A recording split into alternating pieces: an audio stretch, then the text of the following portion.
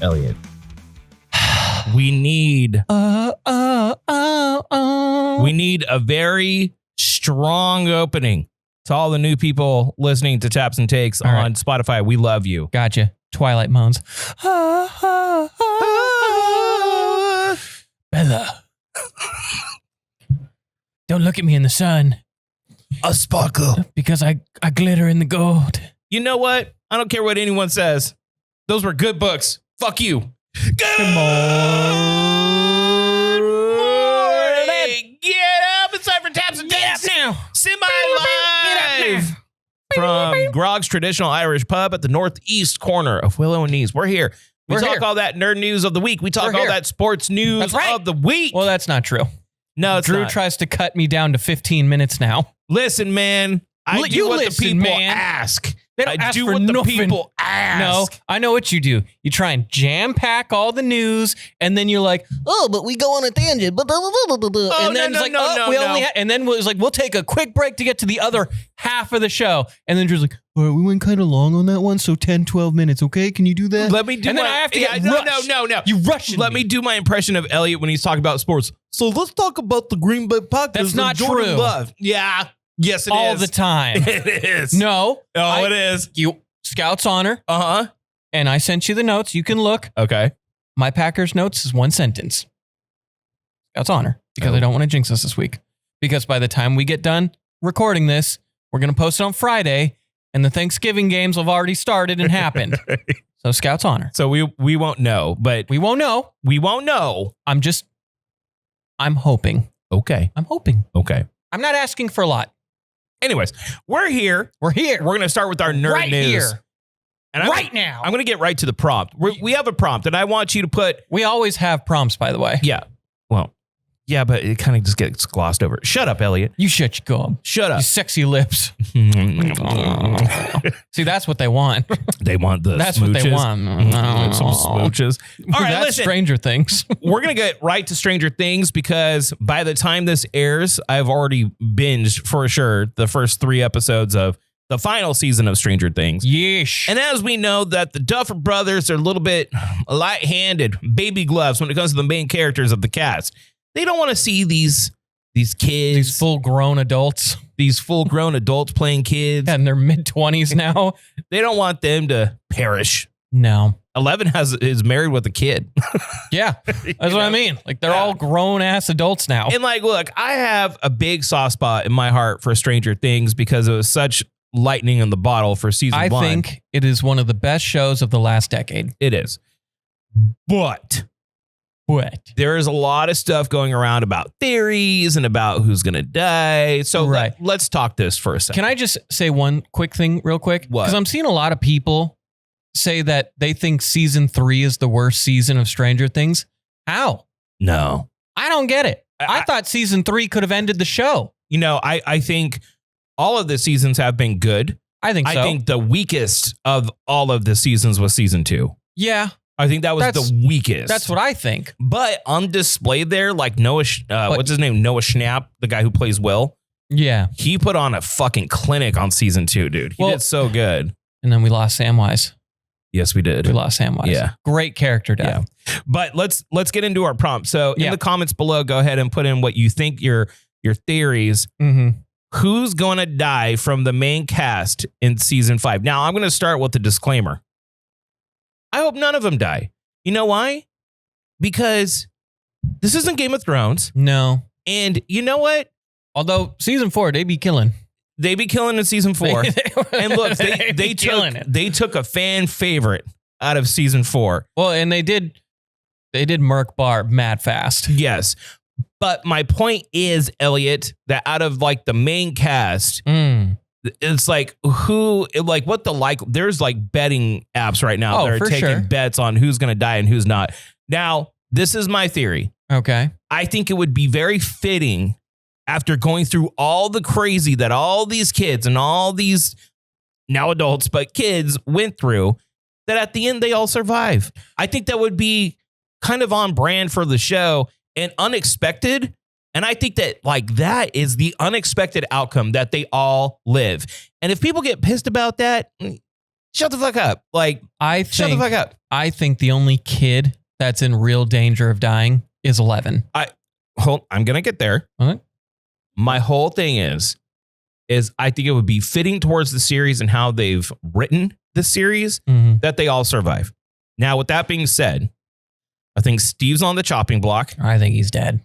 I don't think any of the Wheelers, like Mike, I think Will's potentially on the chopping block, but I think he's been through so much shit, and he's a gay character. They may be too afraid. I think it would make more sense if his mom died. Yeah, saving him. Yeah, I see that happening. I think clearly 11 sacrificing herself. I think I bet that's a huge favorite. That may be in the books. Because and it also ties up kind of the issue of, all right, well, all this stuff happens.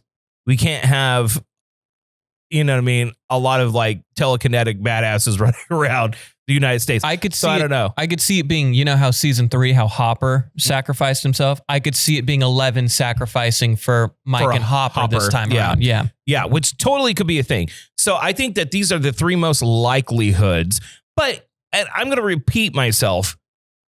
On brand with the show and the unexpected outcome is that they all survive. And you know what? I would love to see that because Stranger Things, it's nostalgia bait a lot of the time. Sure. And I would like to see a happy ending for all these people that went through like the craziest circumstances. You know what I mean? Well, here's how I could. So I definitely think Will's going to go.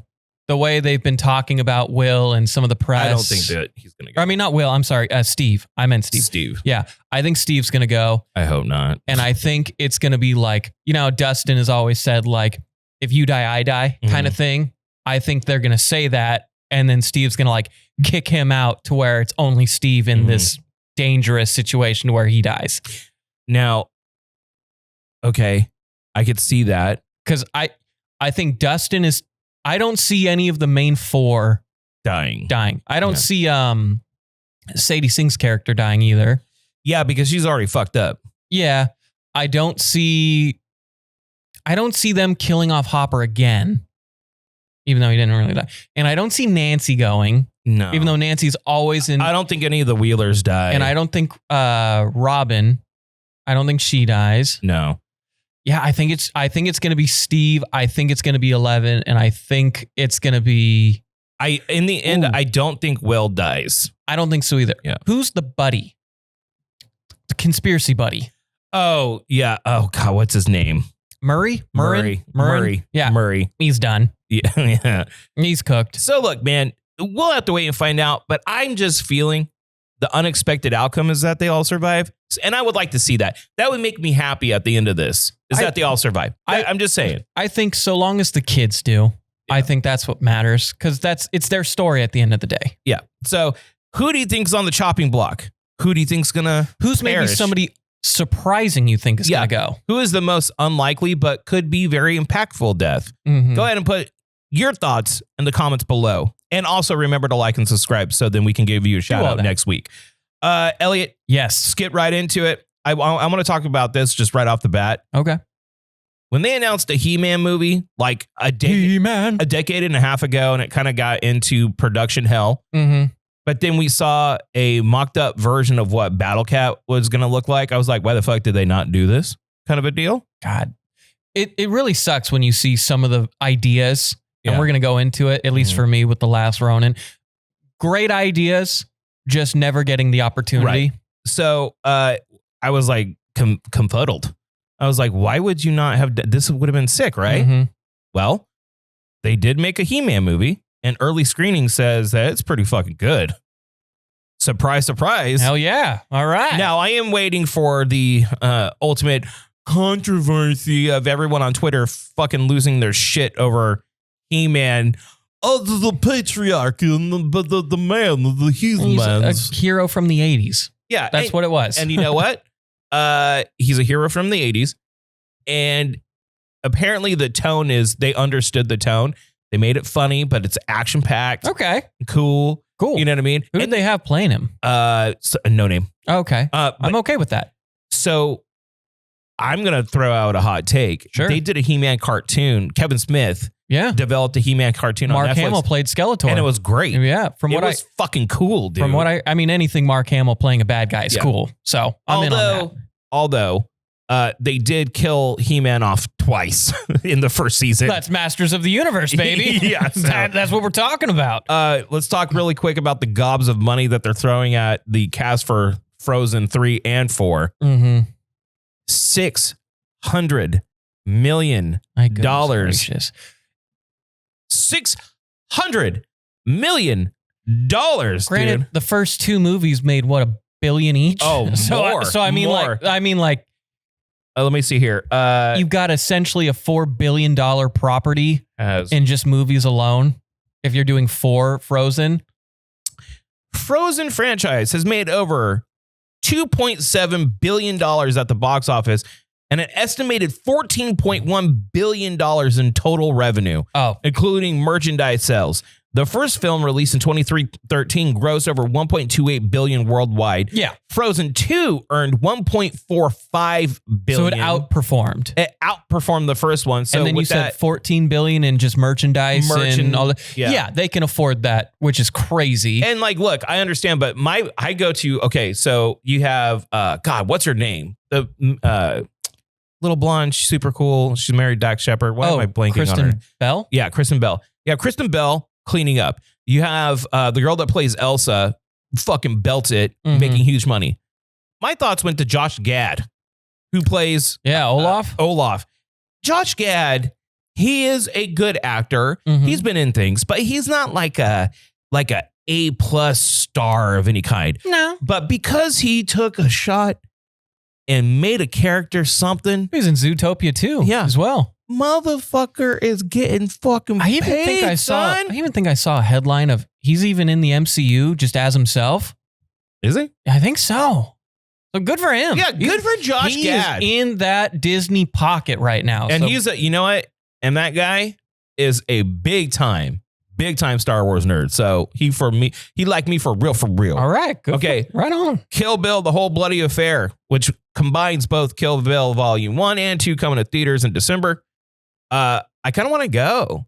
Those are two of my favorite movies of all time, dude. I'm sure it'll be a cool experience, and I bet it's a long experience. Yeah. But I bet they're doing it to test and see if he's going to make 3.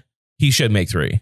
Like if it performs in the theater and he's like, okay, there's clearly still a market, I'm gonna make 3. I'm gonna give you a story. Okay. Sure. I saw Kill Bill in the theater with my friend Jordan when I was 19 years old. Looked cool. I was like, it's Tarantino, let's go see it. There's maybe 14 people in the theater. That movie blew our fucking minds. And I sang the praises. And this is before like the internet. I was on the radio at the time, but it wasn't like, you know what I mean? So I'm telling everyone. You got to see it. You got to see it. You got to see this shit. It wasn't until it hit DVD that everyone understood what the fuck was going on. Kill Bill, in my opinion, is Tarantino's best works. Now, he's made some good movies. It's very good movies. But what Kill Bill is, and it needs a third, dude. It needs a Kill Beatrix Volume 1 and 2. Like, now Beatrix is the one they're going after, right? That would be sick. And then you see kind of, I like lore. I like the world that they built. You like a good backstory. I want that so bad. But I don't know if like Uma Thurman and Quentin Tarantino are on good terms anymore. That might be one of the problems. Yeah. But bro, you know what cures all problems? Money. Yeah. Success or accolades. Yeah. You know what? And have, you can have Maya Hawke from Stranger Things play Uma Thurman's daughter. Done. She could play BB, dude. She could play BB. That's done. Yeah. Already figured out, dude. And I just want to mention this one thing. Xbox Crocs are going to be a thing too. All right. Because everything has Xbox or Crocs now. Did you see the Anaheim Ducks Crocs that they had? No. Are they sick? They were sick. They're like duck shoes. They're like literally duck feet. They're like, are they? Yeah. They're bright orange and they're duck feet. They're like little like web duck feet? Yeah, they're like web clogs. I mean, can get behind that. Well, and they did for Halloween, they did the duck's mask. So you could have been a duck mask and like that's cool. Their team's crushing it right now. But I got a few things I want to cover. First, a couple of reviews here. Okay. The Mighty Nein, first 3 episodes from the creators of Vox Machina, Critical Role. Very fun, very enjoyable. New characters, but you can, because it's the same voice actors, you kind of like Takes you out a bit, or a little bit, just because I'm thinking of the other characters from Vox Machina. Yeah. But I like the new characters. I like where they're kind of going toward. Mm-hmm. It feels very, it's similar and isn't at the same time. So if you enjoy Vox Machina, you're very much going to enjoy this. I haven't seen enough to get like its own identity for me yet. You know what my problem is?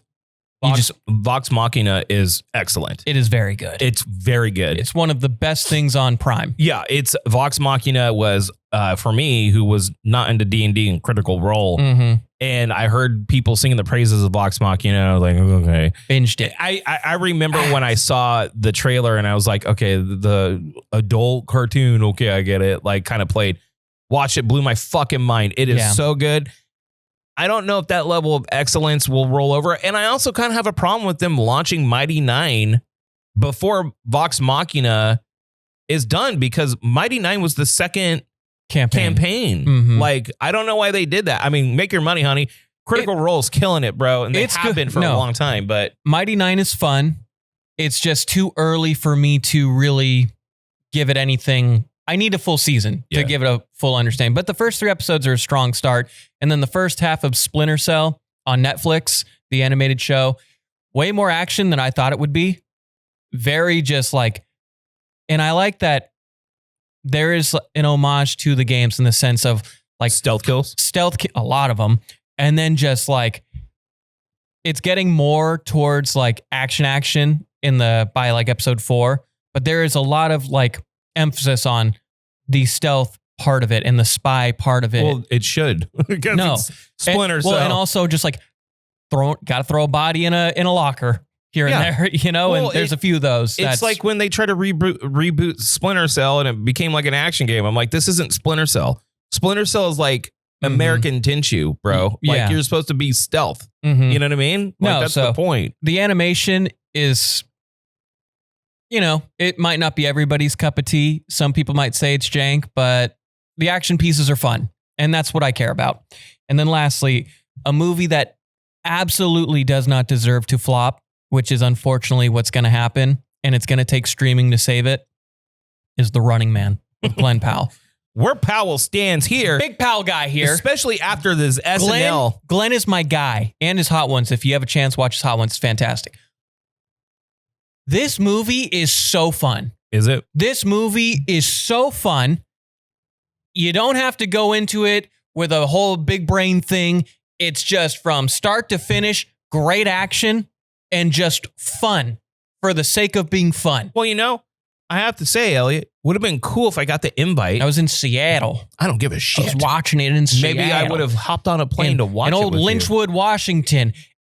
And the movie from start to finish is cheesy, it's actiony, it's fun. There's a message. If you care about a message, it's everything you want an action romp to be, and it does not deserve the flop that it is in the box office. And the Running Man kind of proves that Stephen King's got some chops, bro. Yeah, because he wrote The Running Man. Yeah. Okay. Well, and let's just shout out 8 out of 10.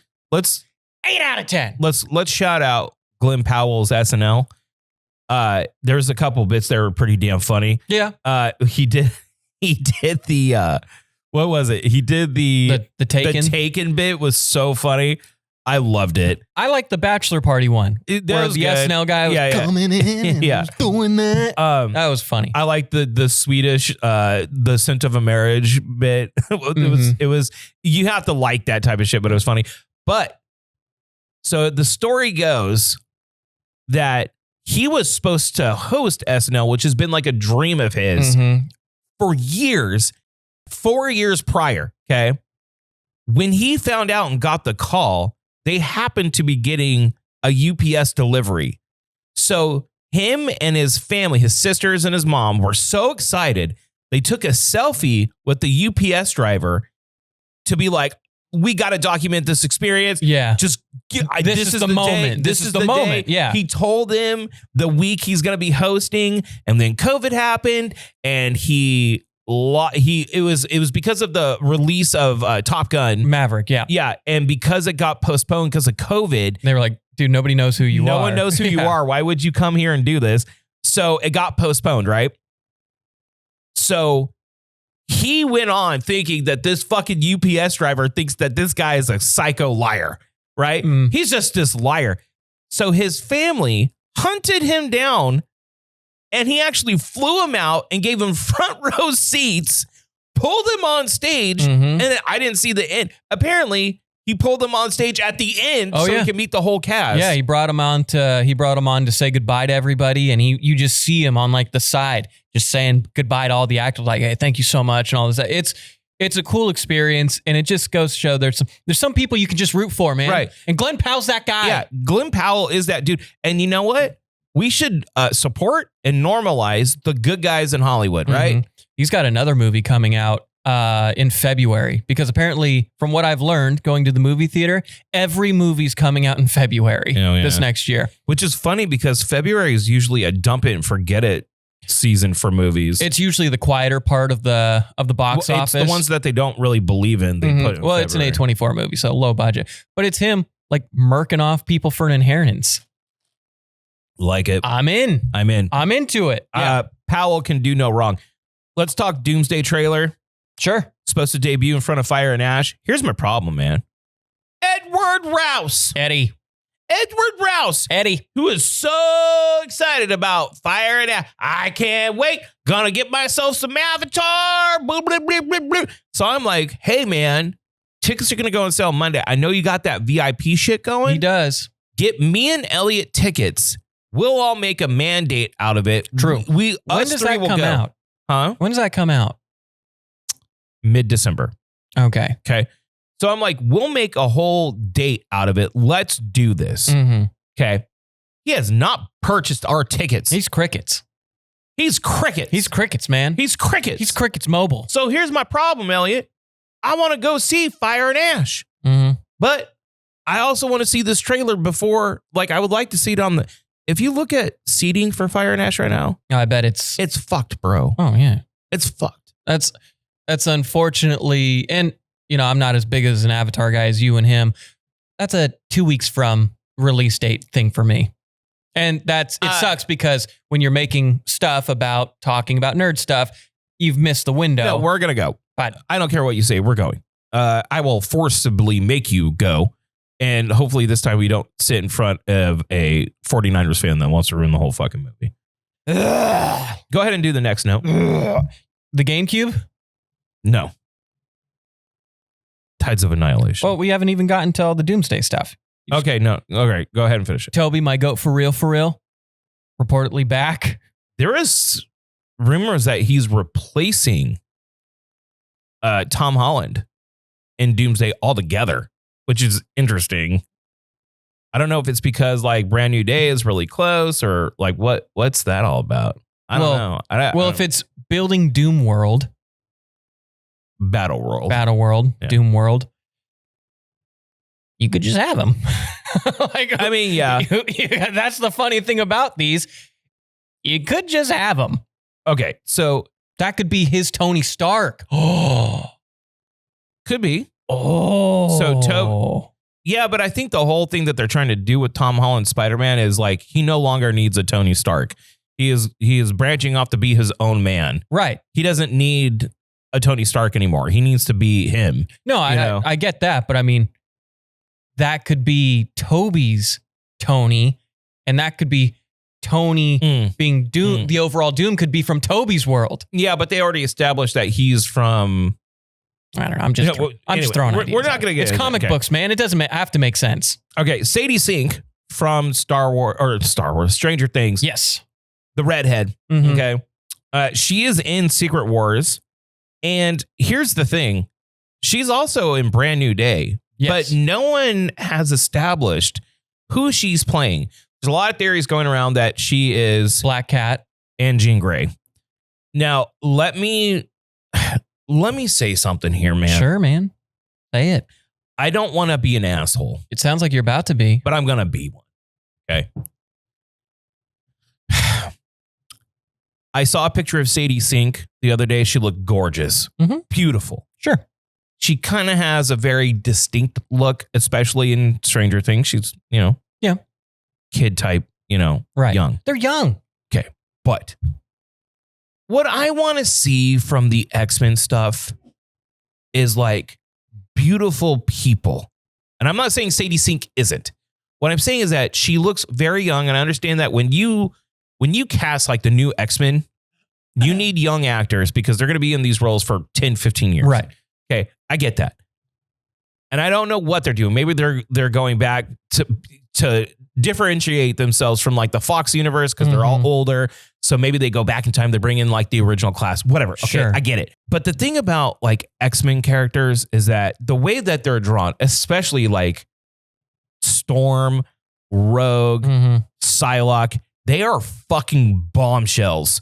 Like all of them are just beautiful, perfect people. And that's kind of the idea. Like when you have... So you want them just a little older, like a little aged up, a little more... I want them to look like beautiful, young adult people, like 20s, mid-20s, early 30s, like beautiful people. And even the dudes, like the thing about the mutant hierarchy is that they are supposed to be like these genetic beasts, right? And like comic book characters, they're supposed to be ripped. They're supposed to be pretty. And like, I felt like the casting of, God, what's her name?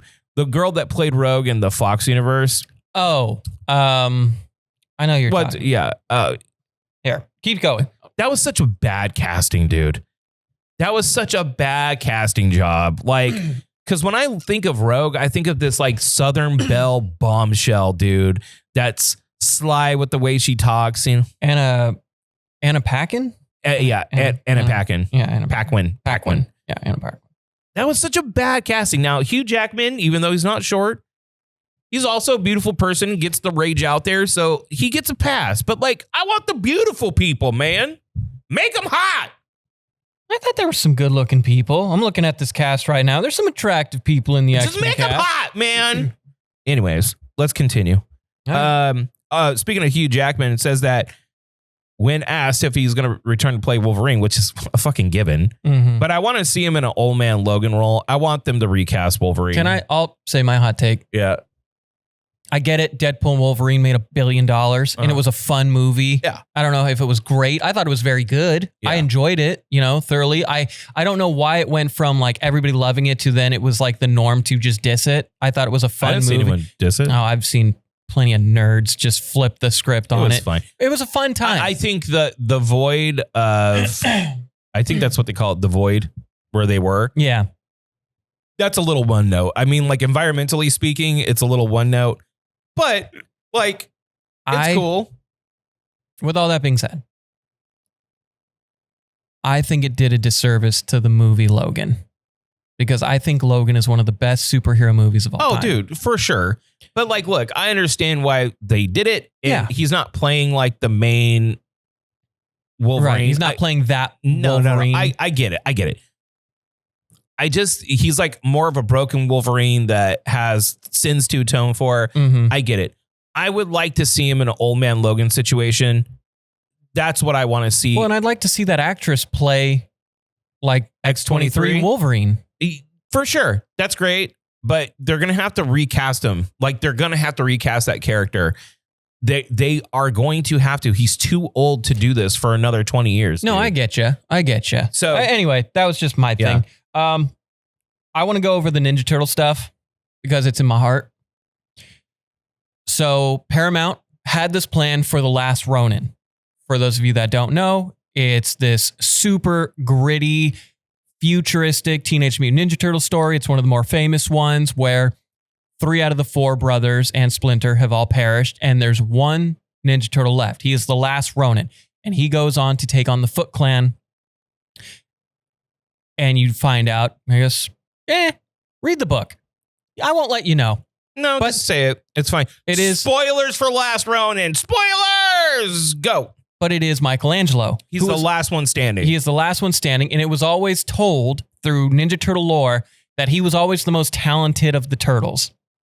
So he learns how to use all 4 weapons.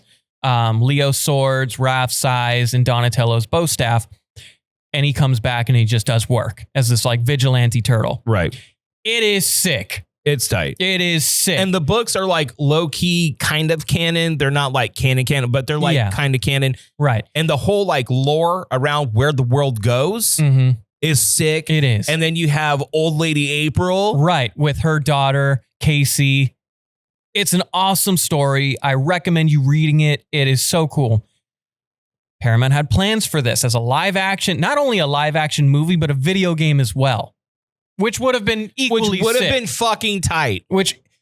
But Paramount also has Sonic, and Sonic has made a boatload of money and has had a spin-off movie or a spin-off show in Knuckles, which wasn't great, but it was fun. Yeah. It was fine. Paramount has now decided that they're going to do a live action Ninja Turtles Sonic style. So it's going to be fun, family, get people in. And they still said, don't worry. The sequel to the animated movie is still coming out next year. So you aren't losing that. But that's also family. Yes. So they have decided to go the safer route and rebuild the Ninja Turtles live action. Yeah, they don't like money, apparently. And you know what? The other problem is that the amount of money that it would go to develop it, and they are in the process of potentially trying to buy Warner Brothers.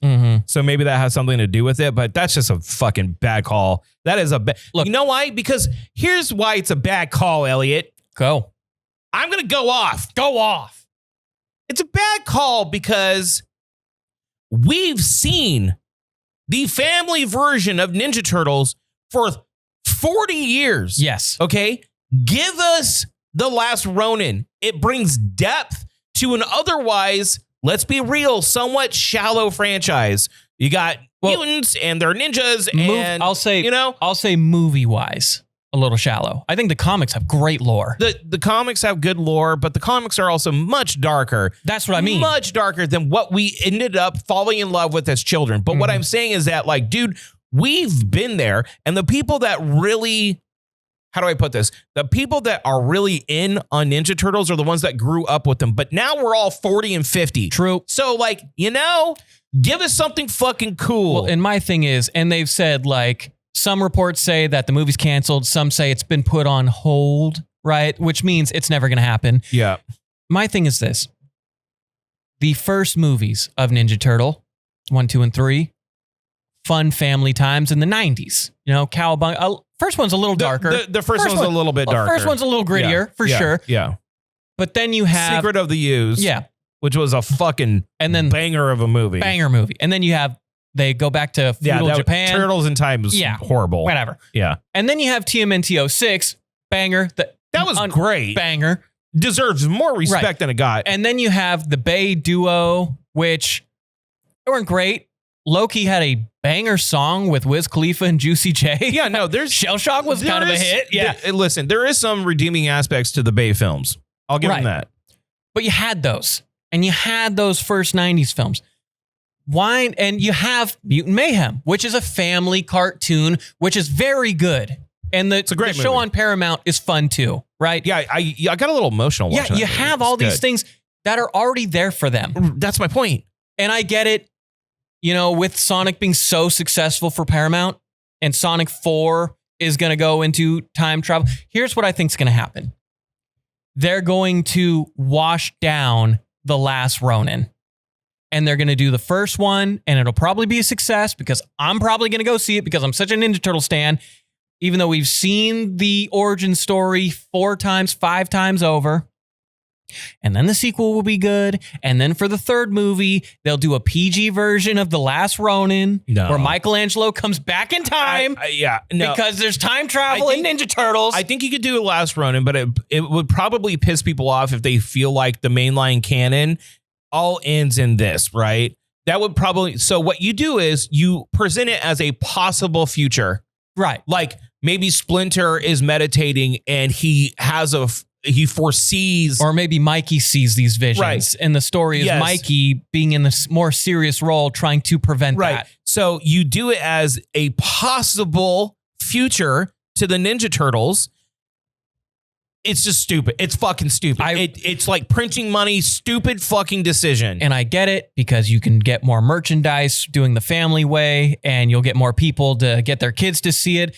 As just a nerd fan, Stupid, dude. I would have loved to see a Last Ronin. All right, let's go over a couple other things real quick. If you don't know anything about Tides of Annihilation, go look into it. I am hype as fuck on this game. It's action, single player action-y, Knights of the Round Table, waifu shit with sick ass fucking graphics and just crazy shit happening. It is definitely a day one for me. Think Stellar Blade meets Devil May Cry meets Arthurian Tales, right? Yeah. Fucking sick. I can't wait for that. And that was on the Xbox showcase.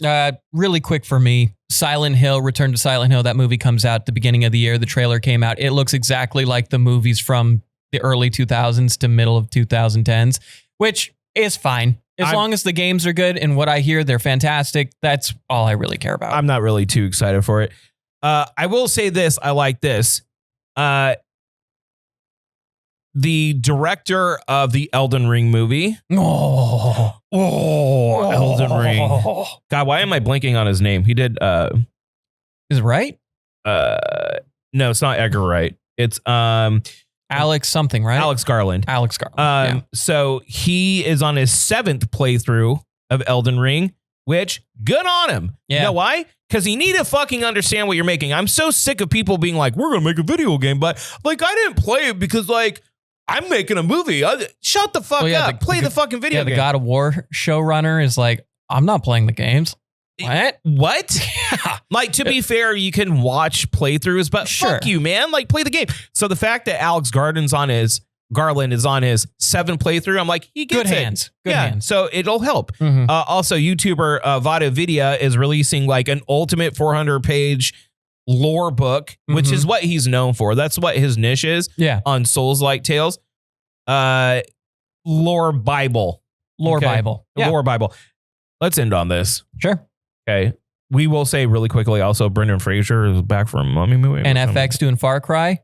Fucking cool. Anthology too. So you might get a little bit of every game. I want number 5. I want 3. Because murking religious fanatics in the Deep South was... That villain in 3 though was so good. The villain in fucking 5 is amazing. The definition of insanity? Dude, a cult leader? Like a fucking cult leader? I feel 5 I feel like Far Cry is all cult leaders. Pretty much. Yeah. But let's end on this. So we talked about the big Steam box, aka Steam box. Gabe Cube. All worship Gabe Newell. Okay. They are making this 6 times more powerful than a Steam Deck. It's supposed to be targeting 60 FPS, 4K gameplay for any title that goes through your Steam library. Yep. Plug and play into a TV, a console type of a proposition. We talked about this last week. Yes. To where it was like, well, the most important thing about wide adoption of this is price. Absolutely. Because, and I'm going to explain why that's a problem, because apparently they don't get it. If you can't make this in a $500 to $650 package, don't make it. Don't make it, because you're going to waste fucking money. Find out. The second you find out Xbox's price, make it $300 cheaper. Yeah. You would blow them out. So it really excited people because it's a new line of devices from Steam. Yeah. And they're like, man, because if you don't know, give you some Steam lore. They tried to make Steam machines back in the day. They tried. They failed, but they tried. If you are targeting PC gamers to have like a console type of a situation going here, most of them have gaming PCs already. Right. Like for me, this is almost redundant. I don't need one of these. I have a Steam Deck and I have a very beefy gaming PC. If I wanted to play it, so do I. You do. Wink. If I wanted to play it on my TV, I could just run an HDMI cord to it and play it. It's as simple as that, bro. Yeah. It's absolutely as simple as that. So I'm not the target demo for this. So if you're targeting people that are kind of flirting with the idea, and a few weeks ago, I went on a diatribe about, okay, it's something like a little PC for young kids that are trying to get into it, but they can't afford a lot. Mhm. It's like $1,000, but it's a PC. It works. Yeah. Then it's worth it. And I still will stand by that. But if you are going to make a console, an actual console, it needs to be a console price. And we do not know what this is going to cost. They said that it's going to be closer to PC pricing than console pricing, which tells me it's at least a crunching on $1,000. And it's redundant. If this was like $500-$600, oh my God, this would run off the shelves. And you know what? Because it's a good timing proposition. It's before any next gen console, and you get your full Steam library, and it's a great emulation proposition because like that's the only reason why I even consider getting it is because you can emulate the hell out of shit on this machine. For sure. So you could have just libraries of games that you're ready. That's great. But it's also redundant. And yes, there's going to be like the young kids that can't afford a gaming PC but can afford this. So that's great too. Sure. But there are limitations to that. And there's limitations to the hardware. But if you want mass adoption of this to get people in your ecosystem, it has to be console pricing. So we will keep you updated on what it's priced at, but it will be DOA. Like if it's $1,100, it's fucking dead on arrival, dude. Oh yeah. I mean, the fact, if it's anywhere near that, people will, if anything, this is great news for Xbox. Yeah. Because the SteamCube had them dead to rights and then they blew it. Because now everybody's going to be like, well, now I can just play Steam and Xbox games and then have all of my normal apps that I have on my Xbox.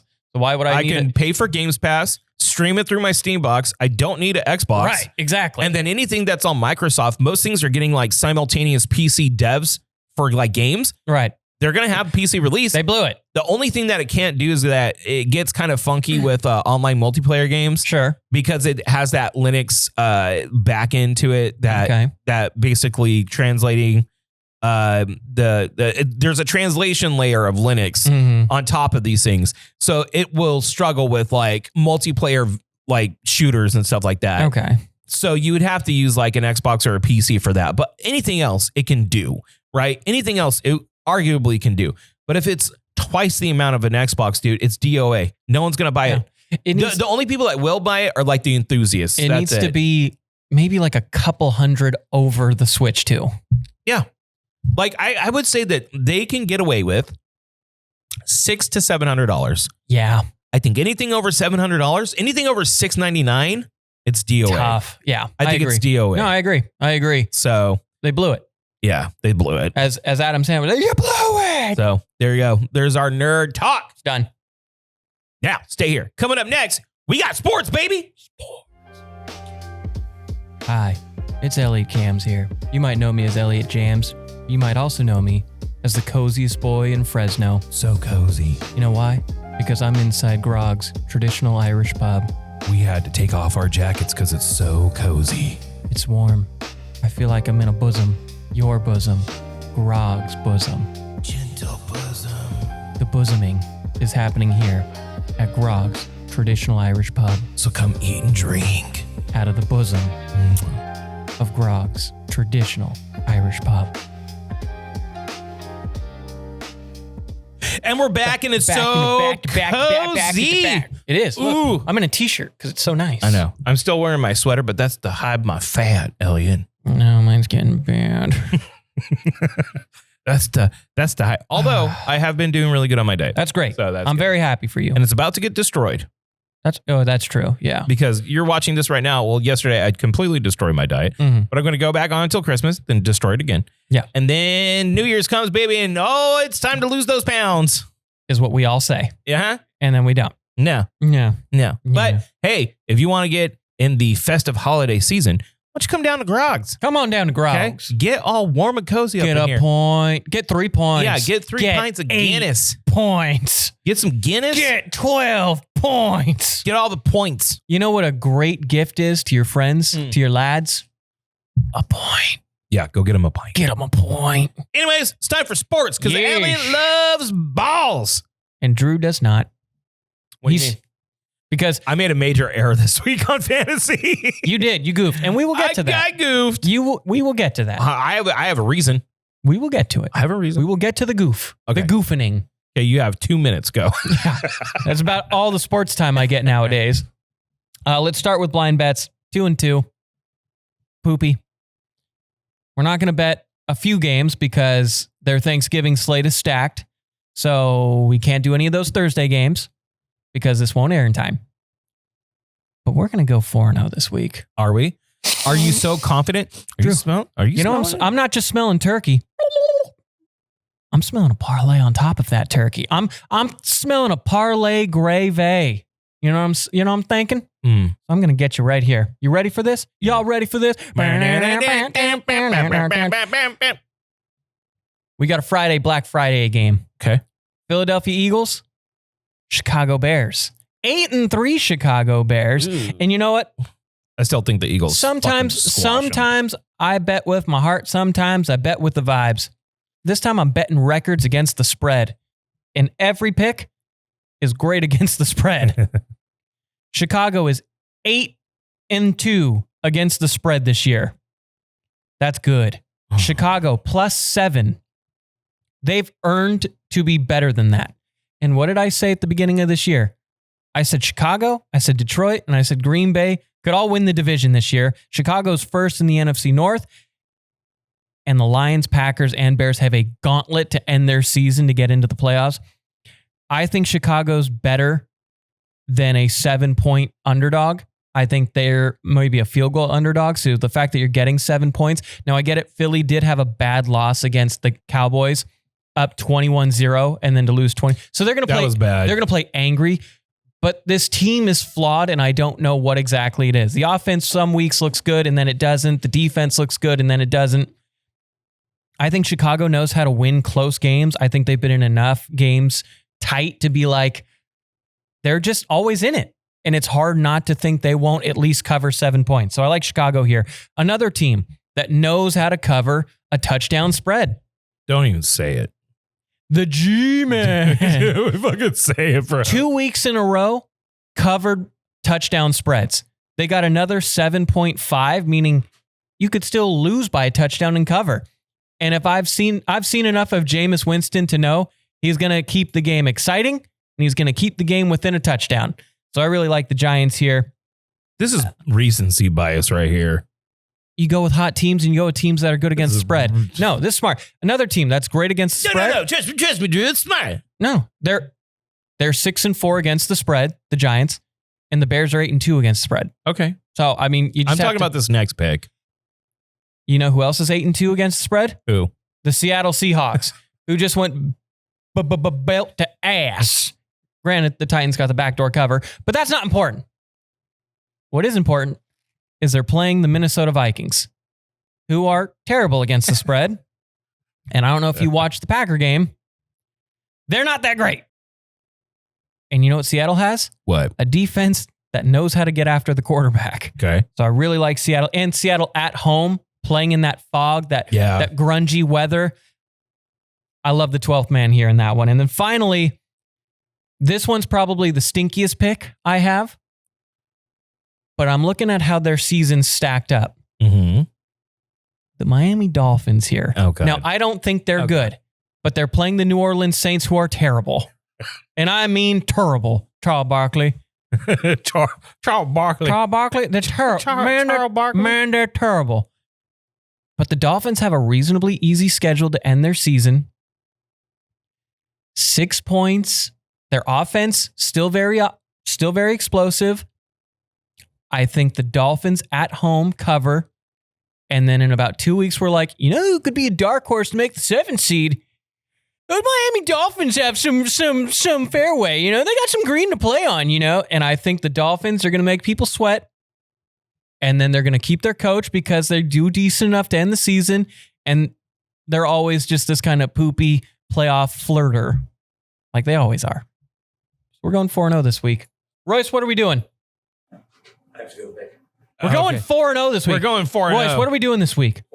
4-0. 4-0. And Royce said it, so it's a Royce guarantee. And if not, Royce has to buy everybody shots. He laughed, making it true. He did not agree to that. Let's go to... Whoa.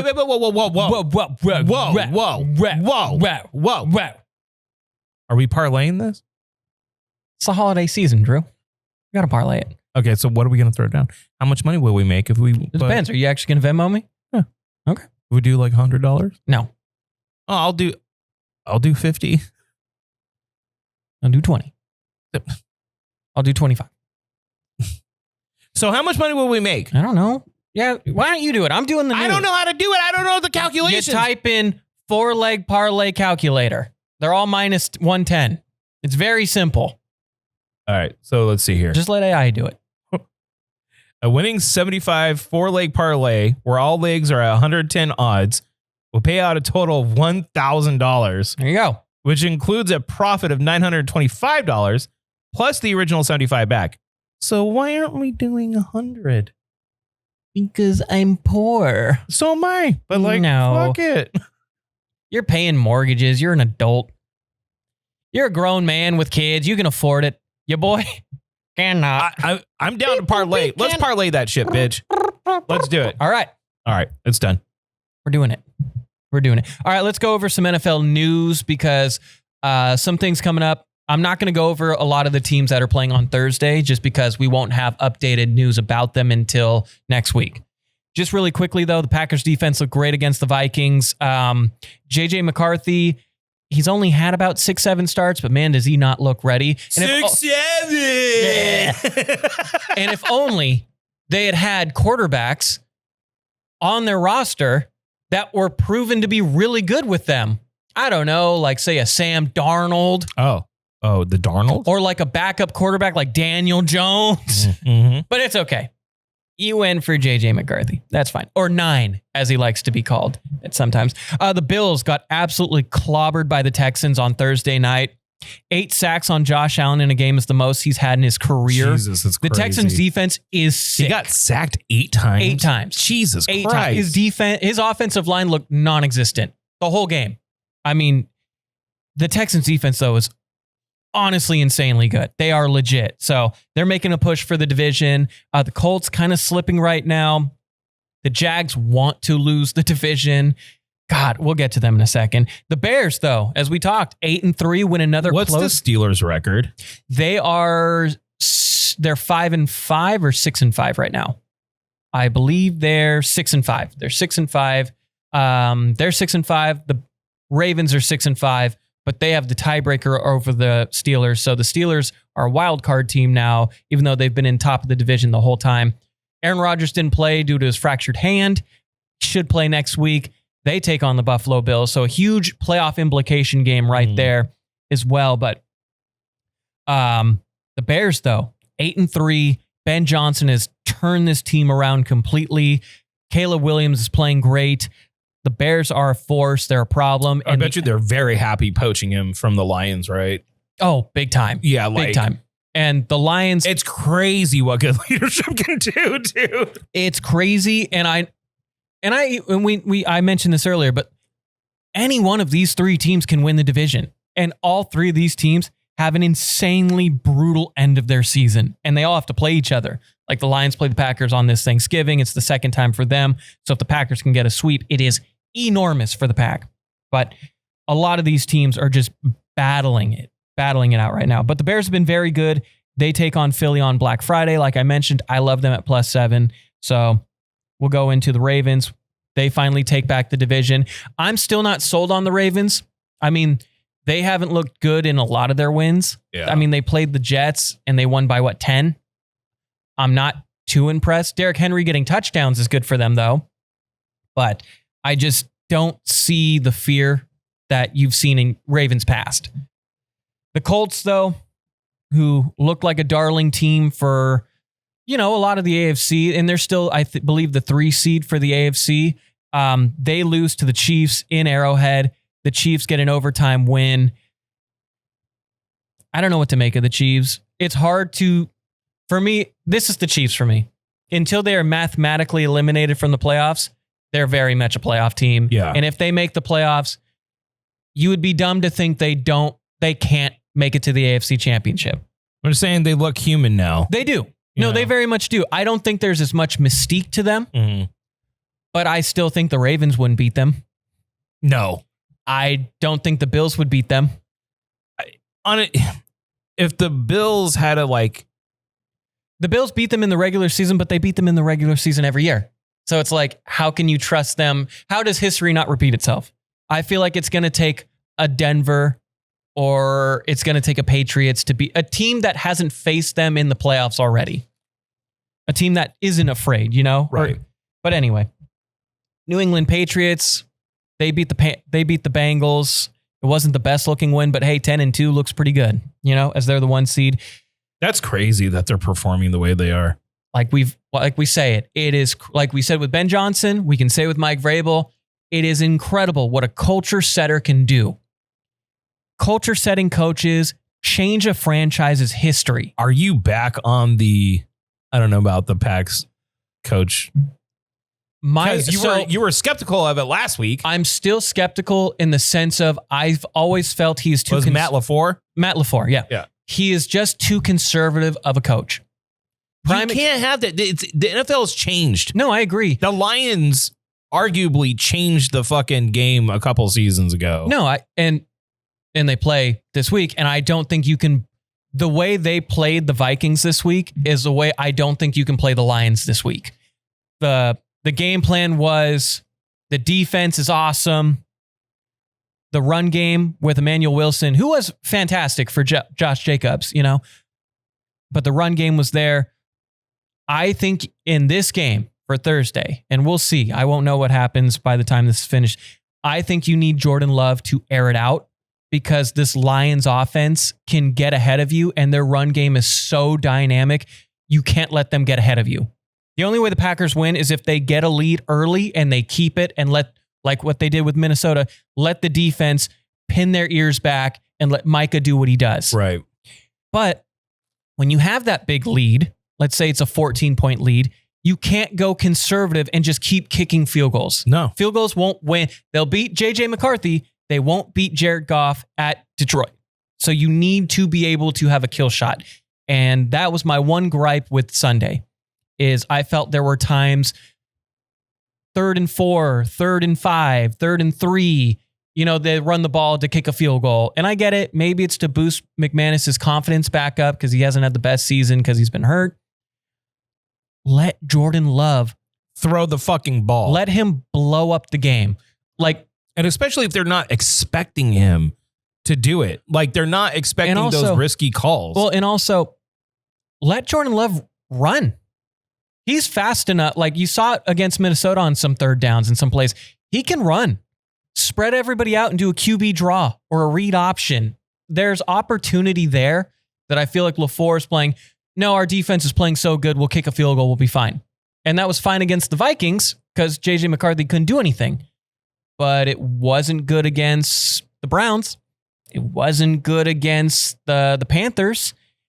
And with the Eagles game, it wasn't good, but also the Eagles defense is very good. And I'll give that a bit of a pass. It's the other two losses that look bad now, you know? But anyway, I'm not going to harp on them. Speaking of the Panthers, though, Brock Purdy wanted to lose that game through 3 interceptions, looked terrible, but Bryce Young looked just as bad with 2 interceptions and just no offense to them, especially after having the week that he had last week where he had almost 450 passing yards. But the Panthers and Tampa are kind of right next to each other. And the Bucs got belt to ass by the Rams on Sunday night. Baker's hurt. There is an update to it, though. Baker Mayfield suffered a sprained AC joint in his left shoulder. The good news is there was no fracture or structural damage, so he even has a chance to play Arizona. I think they'll rest him. But, man, Teddy Bridgewater looked so slow. Wait, hold on. What's 49ers record right now? 49ers are, they're good. They're 8-4. They're 8-4. How? Imagine if they had all of their fucking key players. Great coaching. Yeah. Kyle Shanahan will probably win Coach of the Year because of all the injuries he's dealt with. Oh, my God. And Robert Saleh. Like, all of their fucking stars. And Robert Saleh has turned this defense into just grit and will, and that's why I hate them, because they always have a mean defense. It doesn't matter who they have on their defense. It's always just tough. The 49ers, here's what'll happen. Here's what's going to happen. Okay, tell Here's me. Here's what's gonna happen. Here's what's going to happen. Green Bay is going to be like the 7 seed or the 6 seed. The Lions will be like the 5 seed. They'll probably win their first round. Packers maybe win their round. Packers maybe go to the NFC Championship. And who do they play? In Santa Clara. They'll play the 49ers. And then the 49ers. And the 49ers will win. And it will just break my heart. It'll just break. It's just destined. There are some teams that are destined to beat you in your lifetime. Unfortunately, it's the 49ers. I don't know how many. There has to be some kind of record because the 49ers have been in the Super Bowl 3 times in the past 3 times in the past 20 years. I thought it was 10. Okay, so I'll just say 20 to play it safe. Okay. Because they had the Kaepernick years and 2 Purdy's. No, they had a Purdy, Garoppolo, and Kaepernick. Okay, so you have 3 times, and they have lost all 3 times. Packers, yeah. No. 49ers. Oh, 49ers, yeah. They have lost all 3 times. Yeah, in the Super Bowl, yeah. I mean, I wonder what the record is when it comes to most losses in a Super Bowl. Yeah, like they keep on. I feel, especially in like the last 5 years, they've done it twice. They've made it 2 times in the last 5 years. They made it, and they lost both times. I feel like, don't you feel like it's kind of due? I can't. I know you don't want to say yeah, but I can't. I physically cannot because I can't afford Super Bowl tickets. I cannot. Even though, with the way things look, I don't think the Raiders are going anytime soon. No. They look terrible. Let's go to that game. Okay. Because Shedeur Sanders, who everybody before the draft thought he was going to go early, and then during the draft they thought, oh, well, somebody will pick him up in the mid-draft, and then he goes super late to the Cleveland Browns. Cleveland Browns put him as third string. They benched his ass. They put him in the 3rd string quarterback, and then they put in Flacco. Then they trade Flacco. Then they put Dylan Gabriel. Dylan Gabriel gets a concussion. Here comes Shedeur Sanders getting his first NFL start. And after that game, which he won his first NFL start. So congratulations to Shedeur. You got to play the Raiders. You got to beat the Raiders because the Raiders are horrible. But you didn't look bad. They're now going to continue with Shedeur, even though Dylan Gabriel has gotten through the concussion protocol, which makes me think he's clearly better than Dylan Gabriel. You think? I think so. There's buzz with Shedeur. There's fun with Shedeur. He looked good in the pocket. Hey, you get more Coach Prime, baby. You know, you're just going to get more of that Prime family. Well, and also, I don't see the harm in it. You're not going to compete with anybody this year, probably next year either. So why not see what you have with him? If you have someone who you think is kind of good, kind of better, could be serviceable, then he's already worth this draft pick because you got him so low.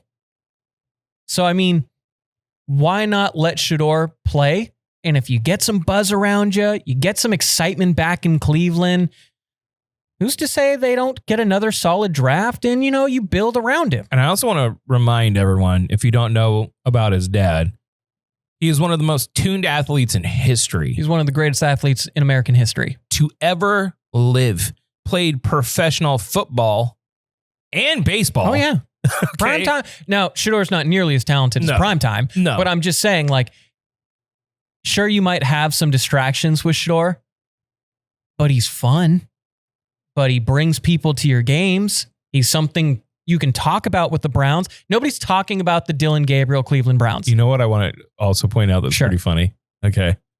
When you type in Deion Sanders, you would think that that achievement, Bo Sanders did that as well, right? He played, right? What? Didn't, what's his name? Shedeur?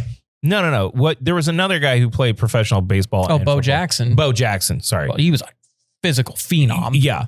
So Bo Jackson, Deion Sanders, both of these guys did this. You would think typing in Deion Sanders into Google would bring up that amazing achievement. Yeah. Deion Sanders, underneath, football coach and former musician. I mean, he is currently a coach, so I kind of get that. Musician, though, a little crazy. Yeah, because he did some music. Yeah, but you know what? Just understand, this man is one of the most tuned athletes in American history. Oh, yeah. Does not get the credit he deserves. And he's also a fun dude. Yeah, exactly. I like good attitudes, Yeah. Elliot. Let's go to the Raiders. The Raiders, after losing to the Browns. Can we just not talk about the Raiders? Who cares? They fired offensive coordinator Chip Kelly. They're just a disaster. Yeah.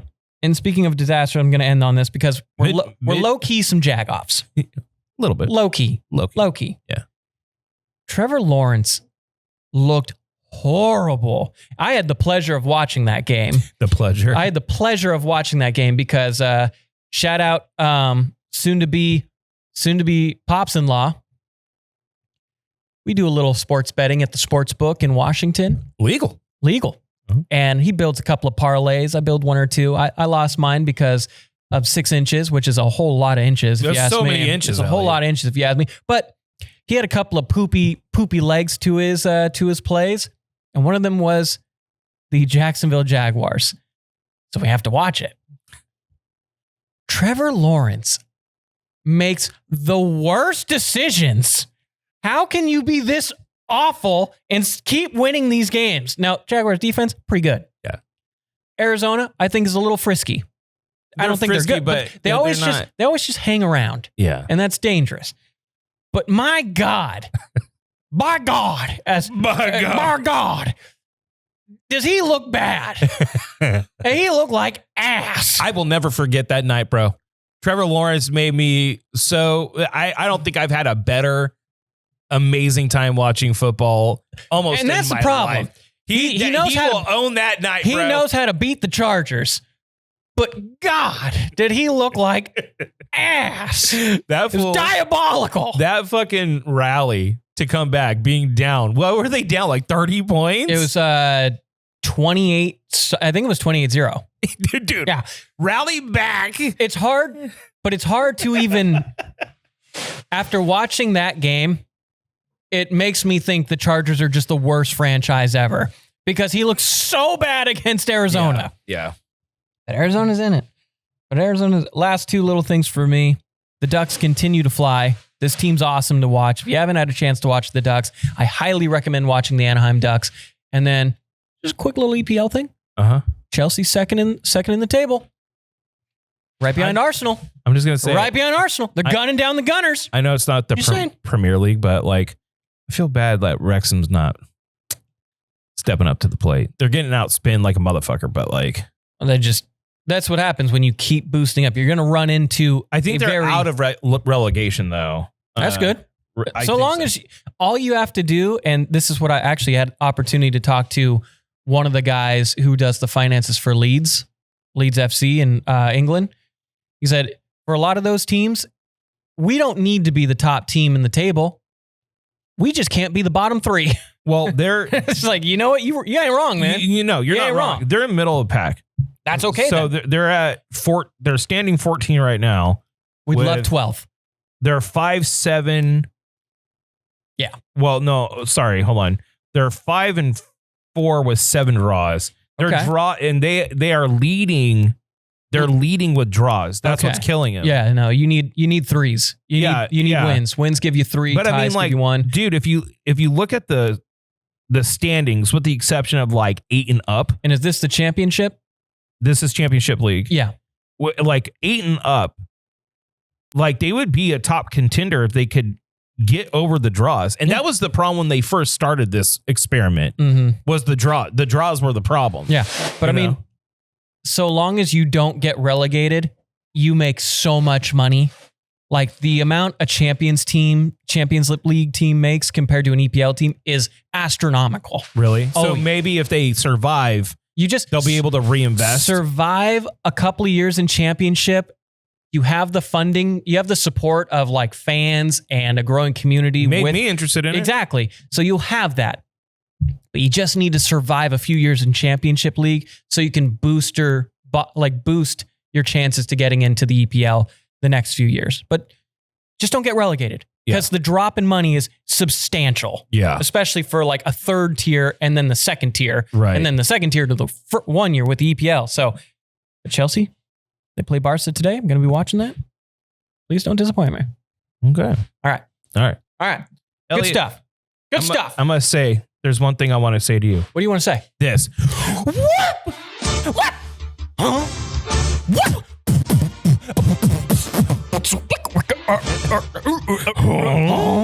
Week 12 Fantasy Football Recap. We start in Tennessee because you need some whiskey to watch the Titans play. Sam Fisher is getting darn old for his...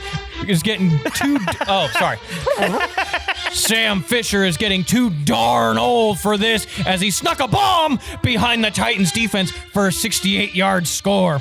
Orc thought his team was making David Mills' son, but he was about to go broke as Amon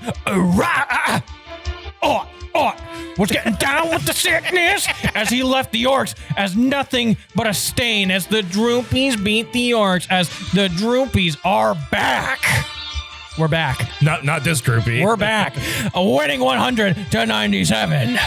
It's a Sparkles game, so I get to skip it and save myself some time. Nice. Darren decided to get some old eats thanks to Jacoby Brisket as Michael Scott Wilson did some sweet parkour to get the easy dub. Darlene gets a bye week, winning 119-53. In Houston, where Cody's only problem was watching Josh Tim Allen get wrenched.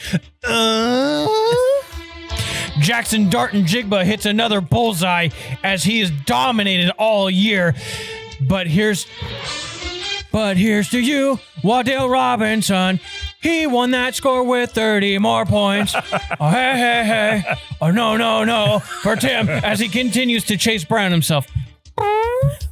Cody wins again, winning 131-75. To MetLife, where Lamar, you kidding me? As Lamar barely had any stats. April may have been looking out, for her, but thankfully her Trevor Wallace Lawrence was too busy memeing it, was actually comical of how bad he was. He was horrible, and I had to watch that. I wish I could have my money back, and I don't pay for Sunday ticket. April knew she was down, but Eddie made the grave mistake of activating her trump card. Jameer gives me your souls. Allows April to drop 55 points at any given time, sending Eddie to the Kyle Pitts of the Shadow Realm. Suck it, Kaiba. April does it again, winning 136-101. That was a Yu-Gi-Oh pun. Another free skip as Colleen gets in the club. We all came. Ward, son. Ward. She got to play Jess. And so she gets a bye week, winning 88-49. So, mine. When do I get to play Jess? Who knows? Yeah. Speaking of buys, we'll get to that. Don't worry, we'll get to that. To the Big Easy as we go down to Nolans, as it wasn't easy for Mikey to play Tyler Saul. Daniel Osmosis Jones looks sick out in Arrowhead as his deal with a classic case of the yips. Yip. Ashton Love Me Genty was rough to Mikey, but we know he likey as Eric was feeling a little shy. Ooh. It was close, but not really. Eric wins 92-83. Let me name your son. Give me your son. Give me your son. We fly to San Francisco as Rico Ramos Dowdle went down swinging as A. James Brown was tapping all over Royce. It's that. Say it down. Steve was firing on all pistons as Kirk Heinrich Cousins played point guard as he dished out a complete whooping on Kittalingus. Steve gets a big win, dominating 150-97. And finally, we get our third bye week of the week as Sal and the baby birds forget to leave the nest or set their lineup. Huh? What? Jalen has his best game, but it's all for nothing, as that's gonna hurt for the baby birds. Sal isn't George picking his opponents, but he ain't wrong about it, and he ain't complaining, as Sal's gonna Kareem in his hunt. When he saw Drew's lineup, Sal goes streaking. 3 in a row. Winning 133-110. And there's your vanity.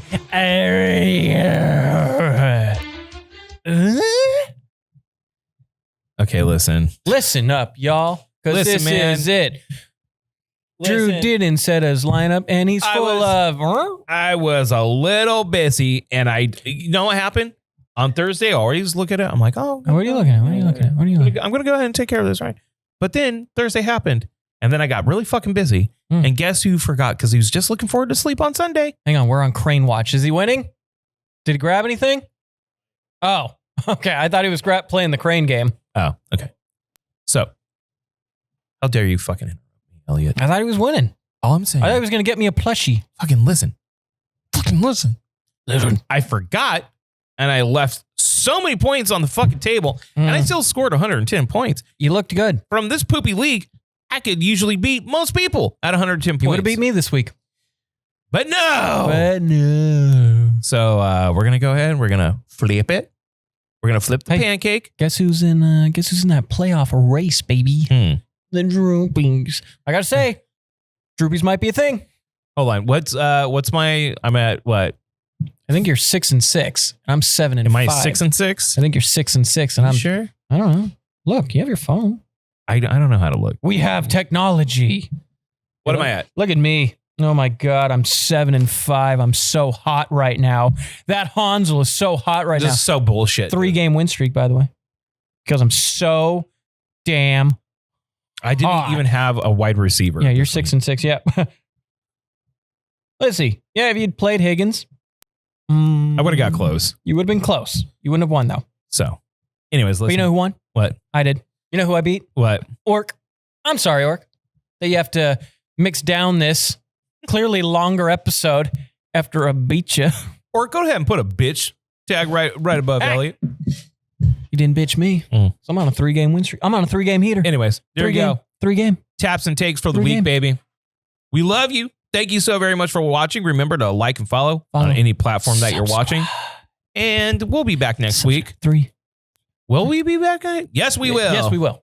Yes, we will. Yes, we will. Because we're staying on top of it. Back. Until next week, gotta go. Love you. Bye. Subscribe.